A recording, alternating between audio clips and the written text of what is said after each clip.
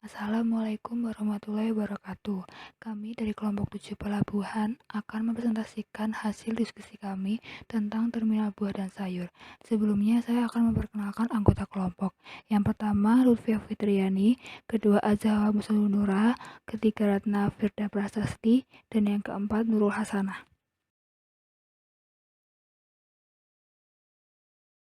Pelabuhan buah dan sayuran atau hortikultura. Yang pertama adalah perkembangan pelabuhan buah dan sayuran di Indonesia dan dunia. Pada beberapa dekade terakhir ini, pertumbuhan perekonomian nasional berlangsung secara cepat, terutama di kota-kota besar. Seiring dengan pertumbuhan perekonomian nasional tersebut, mobilitas angkutan orang dan barang ke berbagai wilayah juga turut meningkat.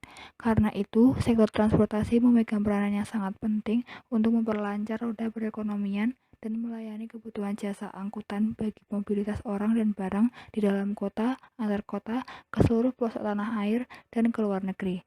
Salah satunya ekspor dan impor komoditas sayur-sayuran dan buah-buahan atau yang dikenal dengan hortikultura. Perkembangan transportasi yang berkembang dengan sangat pesat seiring dengan kemajuan teknologi di bidang kemaritiman, fungsi dan peranan angkutan laut sebagai salah satu sistem transportasi yang dapat diandalkan sangat diperlukan. Maka dengan perkembangan lalu lintas arus barang dan muatan melalui laut yang semakin banyak dan kegiatan angkutan laut untuk memindahkan barang atau muatan dari satu pelabuhan ke pelabuhan tujuan yang lain dalam proses melakukan kegiatan bongkar muat dari dan ke atas kapal, gudang atau lapangan penumpukan yang dilakukan oleh perusahaan pengangkutan yang berada di pelabuhan.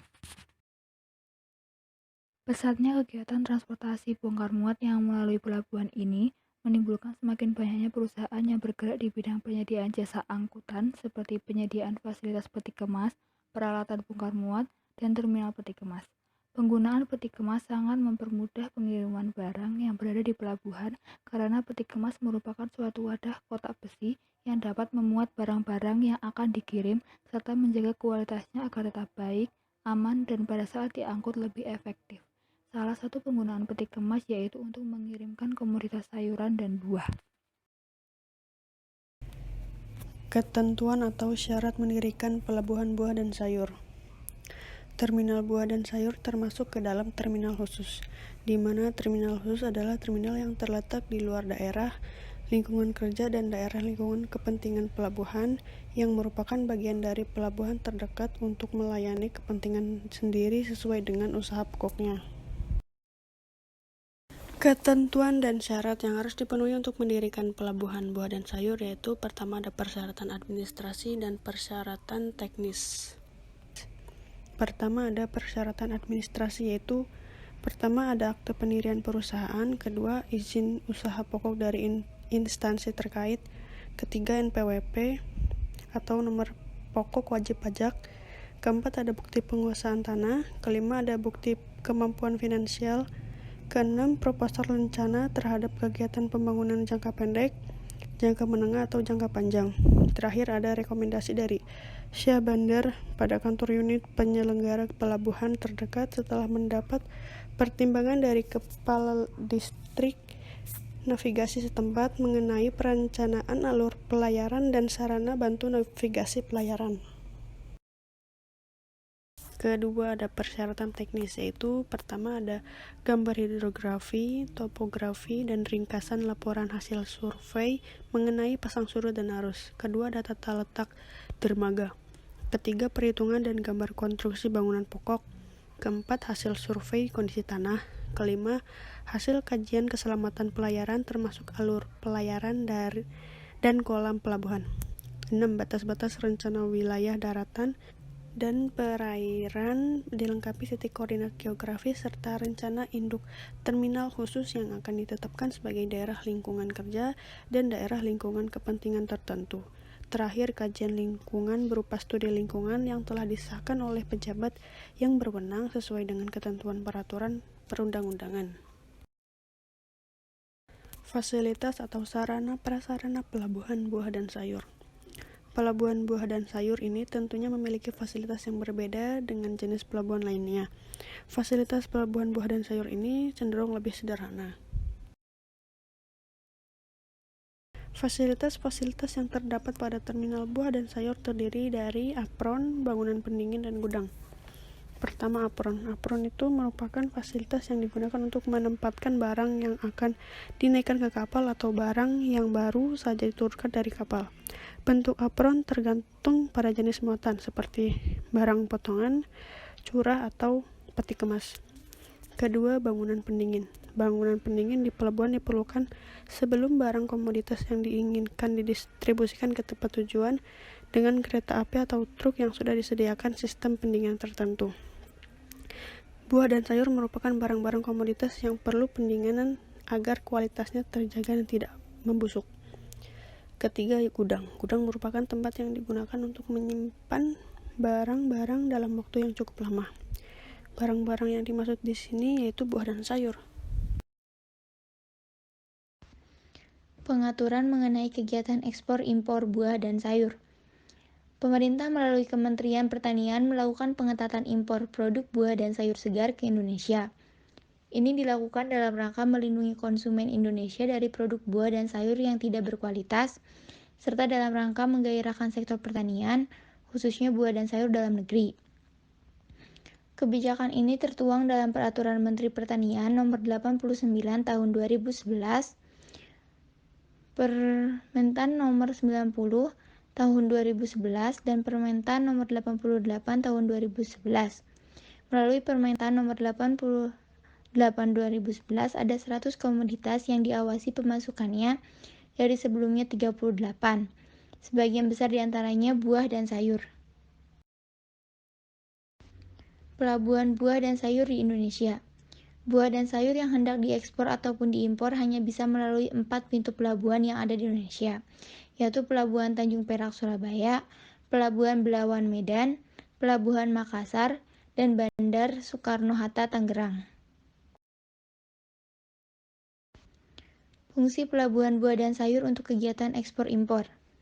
Terminal sayur dan buah ini memiliki beberapa fungsi sebagai berikut. Yang pertama, tempat kapal bersandar yang akan melakukan ekspor dan impor, tempat untuk kegiatan bongkar muat barang, pengangkutan muatan sampai lapangan penumpukan atau gudang penumpukan, penyerahan barang oleh kapal kepada penerima seperti receiving, delivery pun dapat langsung di sisi kapal langsung ke truk atau ke tongkang, dan di sisi darat gudang atau lapangan bagi barang melalui gudang atau lapangan diserahkan karier kepada konsigne atau perwakilan. Dan yang kelima, menampung pangsa pasar internasional yang semakin besar. Refill container. Refill container adalah salah satu jenis peti kemas refrigeration unit dengan sistem pendingin tertutup untuk mengawetkan atau menjaga temperatur atau suhu komoditi yang ada di dalamnya. Refill container digunakan untuk mengangkut barang yang dikapalkan dalam keadaan dingin atau beku seperti daging atau ikan segar, udang, buah, dan sayuran. Peti kemas ini dilengkapi dengan mesin pendingin selama pengangkutan dalam kapal. Refill container berfungsi untuk mengawetkan dan menjaga temperatur komoditi yang disimpan dalam kontainer, seperti komoditi ekspor atau impor, misalnya daging dan buah-buahan. Pada refill container terdapat sensor flow rate yang jumlahnya akan tertera pada panel monitor. Cold storage adalah ruangan pendingin yang digunakan untuk tempat menyimpan makanan seperti buah, sayur-sayuran, daging, es krim, makanan, minuman, dan lain-lain. Cold storage ini diatur untuk menjaga temperatur, kelembapan udara, dan kebersihan hingga mencapai kondisi yang diinginkan pada ruang pendingin tersebut. Penyimpanan khusus ini pada umumnya dibuat berdasarkan kebutuhan spesifik dan luas bangunan yang tersedia di lokasi.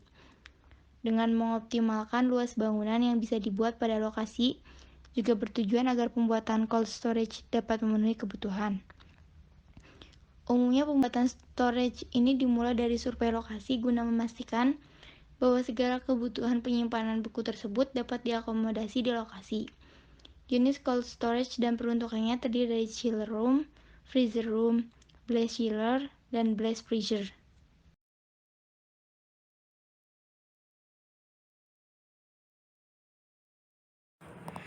Selanjutnya, ada fungsi dari masing-masing komponen pada sistem cold storage. Yang pertama yaitu evaporator, merupakan alat yang digunakan untuk mengubah sebagian atau keseluruhan sebuah pelarut dari sebuah larutan cair menjadi uap. Yang kedua ada kondenser, yang merupakan alat untuk mengubah gas yang bertekanan tinggi berubah menjadi cairan yang bertekanan tinggi. Kemudian akan dialirkan ke reservoir dryer dan dilanjutkan ke ekspansi valve. Yang ketiga ada kompresor. Kompresor angin merupakan sebuah mesin atau alat mekanik yang berfungsi untuk meningkatkan tekanan atau memanfaatkan fluida gas atau udara. Yang keempat ada expansion device, merupakan komponen dalam sistem pendingin udara yang mengontrol jumlah refrigeran yang dilepaskan ke evaporator sehingga menjaga panas berlebih. Berikutnya ada komponen pendukung dari cold storage. Yang pertama yaitu ada receiver yang berfungsi untuk menampung sementara refrigeran apabila ekspansi berkurang. Yang kedua ada filter dryer yang berfungsi sebagai penyaring dan penyerap kotoran yang terdapat pada sistem cold storage. Yang ketiga ada moisture indicator yang berfungsi untuk melihat kualitas refrigeran dan sirkulasi refrigeran dalam sistem. Yang keempat, ada solenoid valve yang berfungsi untuk mengeluarkan dan juga menghentikan laju refrigeran secara otomatis saat sistem sudah mencapai suhu yang disetting. Yang kelima, ada shut-off valve yang digunakan untuk menghentikan laju refrigeran secara normal apabila solenoid valve tidak bekerja. Yang keenam, ada pressure control atau disingkat DVC yang berfungsi sebagai pengontrol tekanan refrigeran. Yang ketujuh ada block valve yang berfungsi untuk mengatur asupan air agar tidak berlebihan. Dan yang terakhir ada ventilator. Ventilator ini berfungsi untuk menjaga tekanan udara dalam cold room apabila agar stabil, karena kalau tidak stabil ruangan dapat melengkung.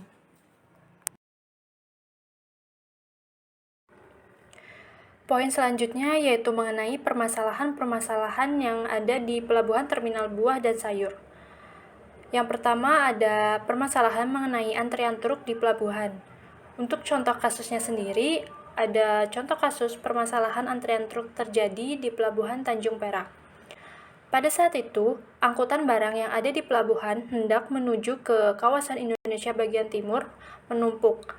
Penumpukan ini terjadi selama 5 hari. Hal ini dikarenakan kapal tidak ada yang berangkat dan tidak adanya kabel akibat dari gelombang laut yang tinggi. Permasalahan yang kedua yaitu mengenai kondisi angkutan dan jalan yang rusak. Kondisi angkutan dan jalan yang rusak menyebabkan proses pengangkutan tidak lancar dan juga bertambahnya estimasi pengiriman buah dan sayur. Dengan adanya permasalahan ini, para pemilik barang akan merasa rugi karena sayuran dan buah yang akan dikirim terancam membusuk dikarenakan dua permasalahan ini. Hal ini juga akan berakibat pada turunnya harga sayur dan buah atau bahkan tidak laku. Permasalahan yang ketiga yaitu buah dan sayuran menggunung di pelabuhan. Kalangan pengusaha menyampaikan bahwa sistem layanan Custom Excise Information System and Automation atau CEISA, Direktorat Jenderal Pajak Kementerian Keuangan, bermasalah sejak beberapa waktu. Sistem pengiriman dan penerimaan barang pun menjadi terganggu akibat kondisi tersebut. Barang di pelabuhan pun menumpuk menggunung. Untuk buah dan sayur, jika terlalu lama menumpuk, maka bisa menimbulkan kerugian yang lebih besar. Seperti diketahui, beberapa jenis sayuran hanya bisa bertahan dalam hitungan hari. Berdasarkan hasil pemaparan yang sudah dijelaskan, dapat kita tarik kesimpulan yang pertama yaitu terminal buah dan sayur termasuk ke dalam terminal khusus, di mana terminal khusus merupakan terminal yang terletak di luar daerah lingkungan kerja dan daerah lingkungan kepentingan pelabuhan yang merupakan bagian dari pelabuhan terdekat untuk melayani kepentingan sendiri sesuai dengan usaha pokoknya. Yang kedua, untuk mendirikan sebuah terminal pelabuhan buah dan sayur haruslah memenuhi ketentuan atau syarat-syarat yang ada, di mana persyaratan ini terdiri dari persyaratan administrasi dan persyaratan teknis. Yang ketiga, fasilitas terminal pelabuhan buah dan sayur ini cenderung lebih sederhana daripada terminal pelabuhan lainnya. Fasilitas yang ada meliputi apron, gudang, dan bangunan pendingin. Poin yang keempat, yaitu untuk mengawetkan atau menjaga kesegaran dari buah dan sayur, perlu dimasukkan ke dalam peti kemas atau adapun jenis cold storage, yaitu chilled room, freezer room, blast freezer, dan blast chiller. Yang kelima, yaitu pemerintah melalui Peraturan Menteri Pertanian Nomor 15 dan 16 Tahun 2012, Pusat memutuskan pengalihan seluruh impor buah dan sayur atau hortikultura melewati 4 pintu, yaitu Pelabuhan Tanjung Perak Surabaya, Pelabuhan Belawan Medan, Pelabuhan Makassar, dan Bandara Soekarno-Hatta Tangerang per April mendatang. Dan untuk poin terakhir yaitu permasalahan-permasalahan yang terjadi di terminal pelabuhan buah dan sayur terdiri dari antrian truk yang menumpuk di pelabuhan, contohnya di Pelabuhan Tanjung Perak, permasalahan mengenai kondisi angkutan dan jalan yang rusak, dan buah dan sayuran yang menggunung di pelabuhan.